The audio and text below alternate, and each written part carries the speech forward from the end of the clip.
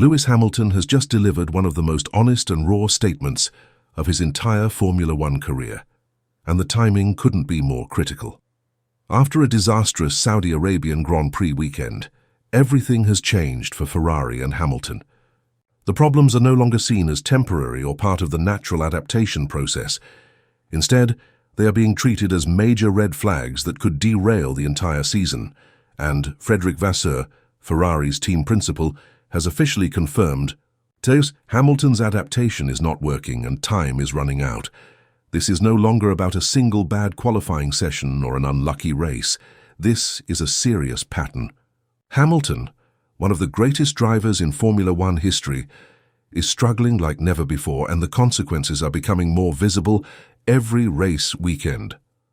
Vasseur hasn't hidden his frustration either.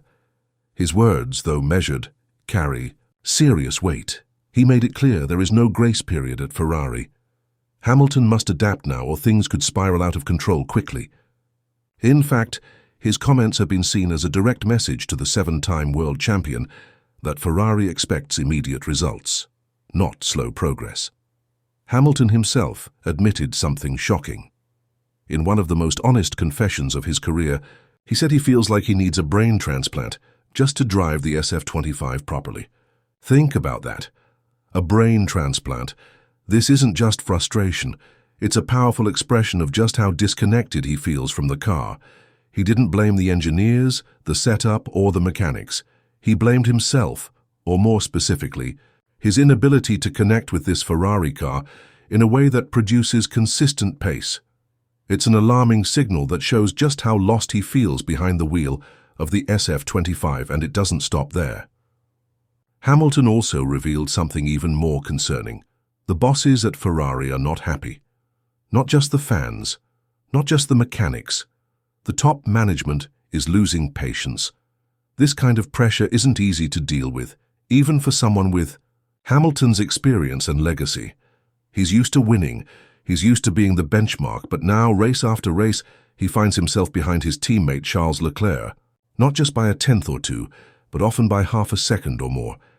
In Saudi Arabia, it was another repeat of the same story, barely making it into Q3, struggling to find grip, and ultimately being outqualified and outraced by Leclerc. The contrast between the two Ferrari drivers is becoming more and more clear. Leclerc looks confident, he looks settled, he knows the car, he trusts its reactions, and he is delivering results. Hamilton, on the other hand, looks like he's still driving blindfolded. In every interview, every radio message, and every qualifying session, his frustration is obvious.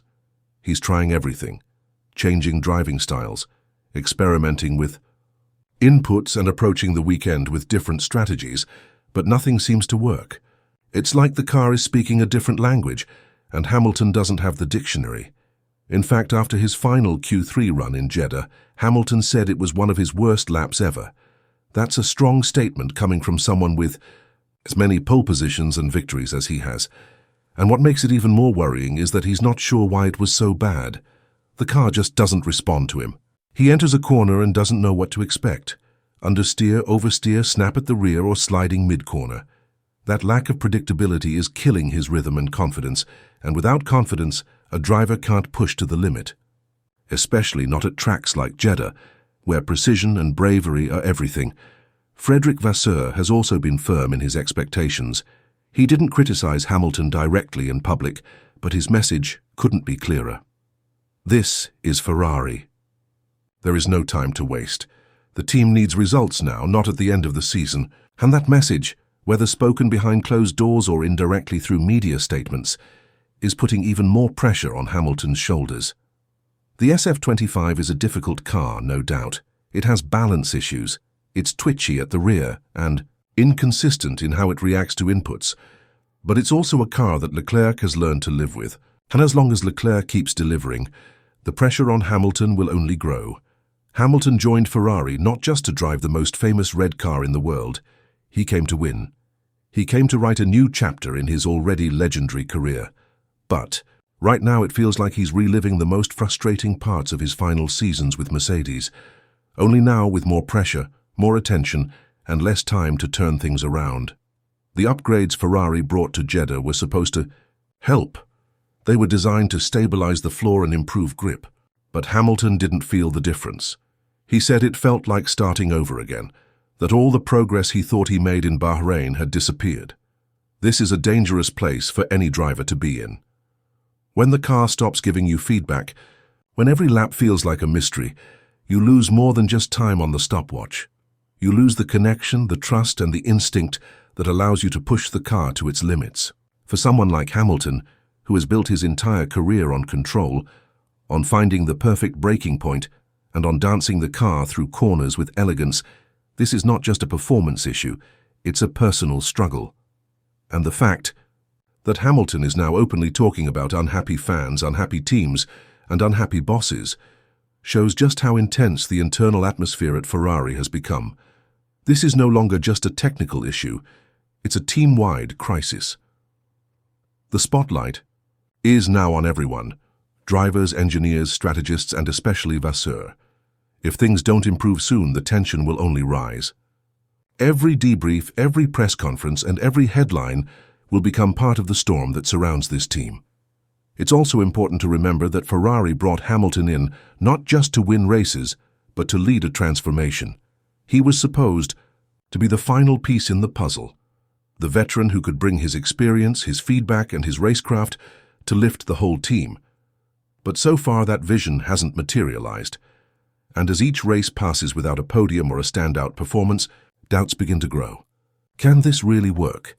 Can Hamilton and Ferrari find the chemistry they need to succeed? The race in Saudi Arabia was another painful reminder of just how far they still have to go. Starting from P7 isn't terrible on paper, but for Hamilton and Ferrari it's far below expectations. And the problem isn't just the starting position, it's the fact that the car doesn't behave well in traffic. It overheats the tires.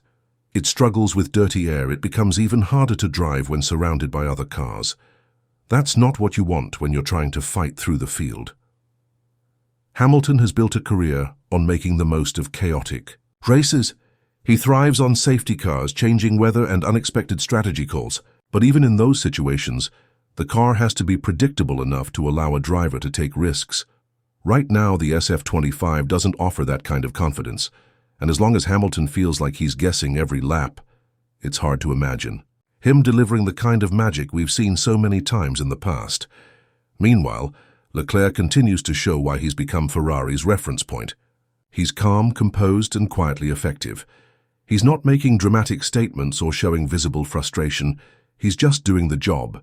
And that contrast is becoming more and more noticeable within the team, within the media, and within the fan base. There's a growing feeling that Leclerc is the leader right now, that he's the one driving the development, scoring the points, and holding the team together. So where does that leave Hamilton? In a very uncomfortable position. He's used to being the top driver, the go-to man, the one who sets the standard.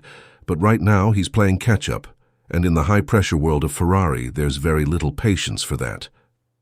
The team needs wins, they need podiums, they need to show progress.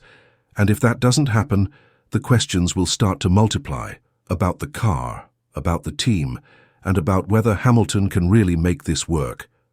Vasseur has said it clearly. The car won't change dramatically overnight. That means Hamilton has to change. He has to adapt faster. He has to learn the car's behavior, understand its quirks,